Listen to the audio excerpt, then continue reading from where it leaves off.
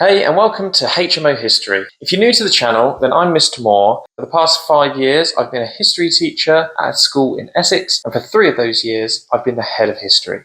Today, I'm going to take you through some GCSE revision for Superpower Relations and the Cold War, and that is part of the EdXL exam board.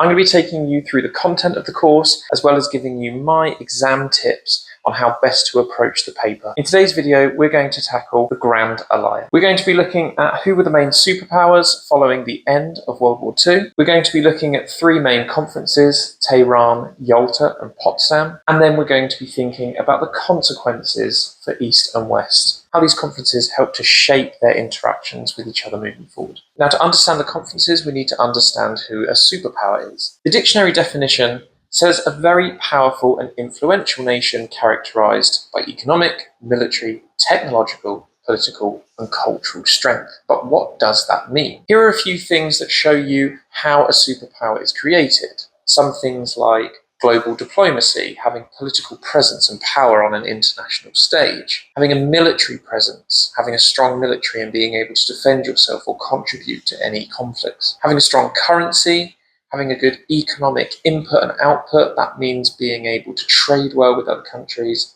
as well as having access to some key resources. At the end of World War II, the 2 most powerful nations were the USA and the Soviet Union, based in Russia. But they weren't the only powerful superpowers at the time. We also have the UK. Now, these were known as the Big Three. So after the end of World War II, these 3 had formed an alliance. It was an alliance that stemmed back to their conflict with Nazi Germany. And it was a mutual alliance because they were all facing the same enemy. They became known as the Grand Alliance, but as the war began to end, tensions between them were emerging. And this is where we see the start of the Cold War. Now, why were these tensions emerging? It's because there was a divide between the USA and the UK and the USSR. Now, quite often through this course, you'll hear me referring to them as East and West. Now, the East is the Soviet Union, the USSR based in Russia, and on the West, we have primarily the USA, but we also have the UK as well. Now, why were these tensions beginning to emerge? First off, you had a suspicion of communism. The West was suspicious that this new ideology was emerging in the East, and the USSR were attempting to spread it throughout Eastern Europe. On the other hand, Stalin was also assuming that the USA and the UK were going to prevent this. Stalin was starting to realize the West were going to attempt methods of prevention to not allow communism to spread too far, too quickly. Not only can we divide the world into East and West throughout the Cold War, but we can also divide it between 2 of these ideologies. These were capitalism and communism. What do they mean in real terms, and why do they oppose each other? Well, in the West, we have capitalism, which is primarily seen as free democratic elections, a social structure where some people can have more power than others, depending on aspects such as their wealth or their education. They promote private ownership of enterprise and industry, and businesses and workplaces are particularly competitive, and they value individual freedoms and rights of their citizens. Communism, on the other hand, is a single-party rule with one party and no elections.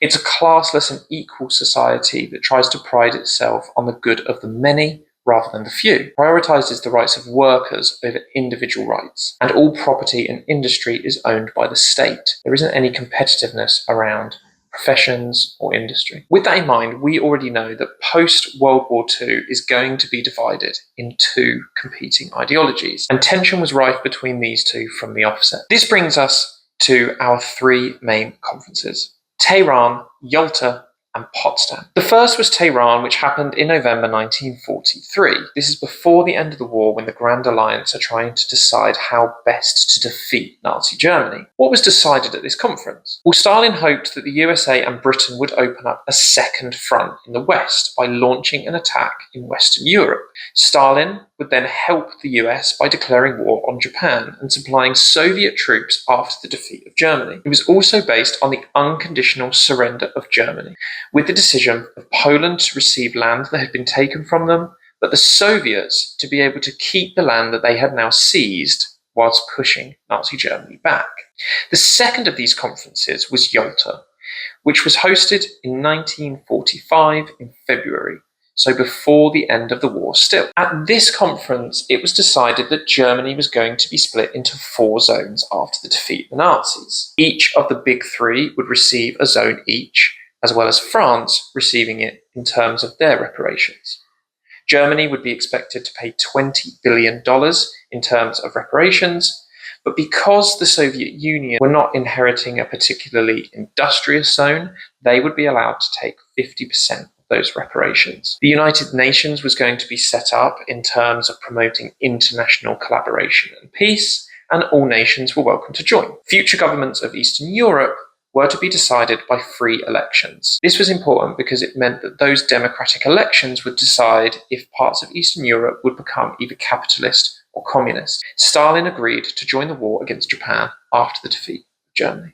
The last of these conferences was the Potsdam Conference, which was hosted between July and August 1945, right after the end of World War II. Now, some of the decisions were kept the same, but they were ironing out the creases in terms of how these things were going to look in reality. Germany was going to be divided into its 4 zones, but the economy itself was going to be managed as a whole to make sure that Germany didn't fall into disrepair and could be economically sustained. It was felt that people had learnt their lesson since the Treaty of Versailles at the end of World War I. They didn't want another repeat of the events of Germany having to rebuild their strength. Berlin, this time, was also going to be divided into 4 zones, despite the fact that geographically it was located deep into Soviet territory. The Soviet Union wanted reparations to be very heavy, but it was finally decided that reparations would be taken by the administering country in their own zone. However, again, because the Soviets were not gifted a particularly industrious zone, they were actually allowed to take a quarter of the industrial equipment from other zones. Now, this is what was decided.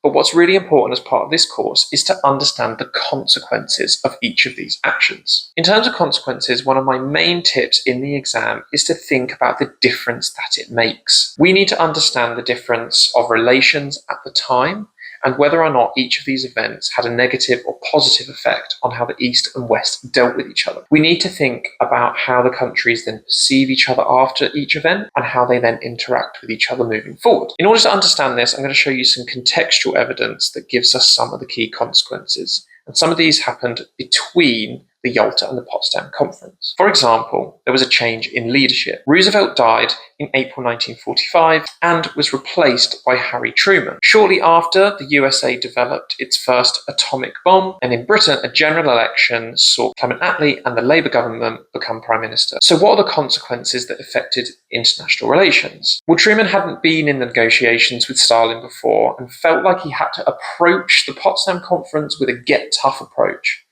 He wanted to force his way into Stalin's approval and make sure that he wasn't bossed around. Truman deliberately delayed the conference until the atomic bomb was ready, because he felt like this would give him an edge in the negotiations. Due to the powerful militaristic threat that an atomic bomb would pose, and the fact that the Soviet Union had not developed the same technology, thought that it would help him have the upper hand in negotiations with Stalin. And Clement Attlee becoming Prime Minister, his main concern was to deal with issues in Britain at the time, and he wanted a swift resolution, which meant he was willing to make sure the conferences did not drag on too long. Using this same idea, we're going to look at consequences of each of the conferences. Now, in the exam, you could be asked to explain one consequence of a particular event, and it could name one of these conferences. So it's good to understand how each one has its own individual impact on international relations. With Tehran, there were no formal agreements made.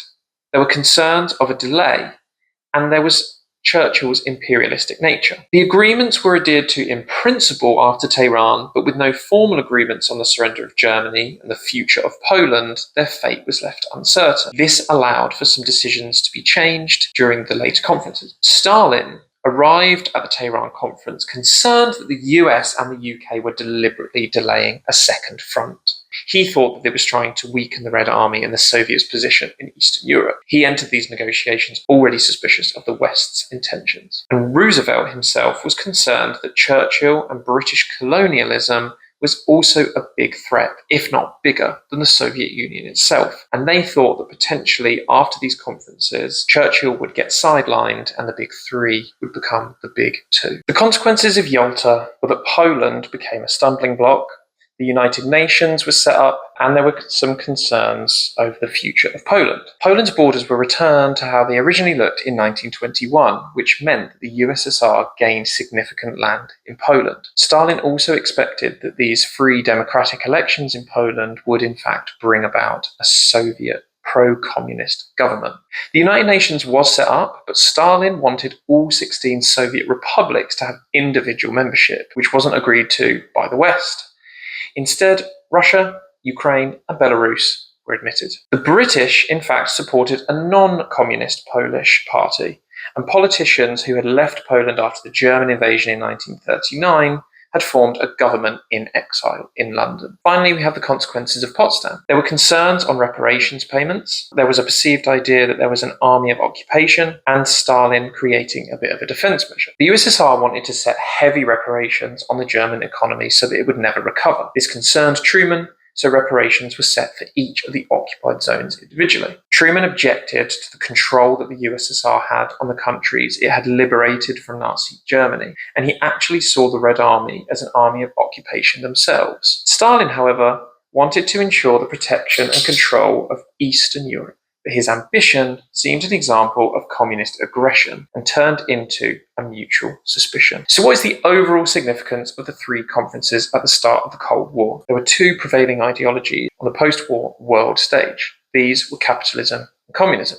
The post-war conferences began to highlight how many cracks there were in the Grand Alliance and showed that without a mutual enemy, these were starting to become untenable. And finally, international relationships were now based on fear, assumption, and suspicion. So there you have the first part of the Cold War course and an in-depth look at the Grand Alliance and the impact it had. Remember, with this course, everything is based on cause, consequence, and significance. So we're always thinking about the links between the East and West and the impact every event had on the relationship between them. If you want to ensure a grade 7 to 9 on your history GCSE, then be sure to follow and subscribe for future videos.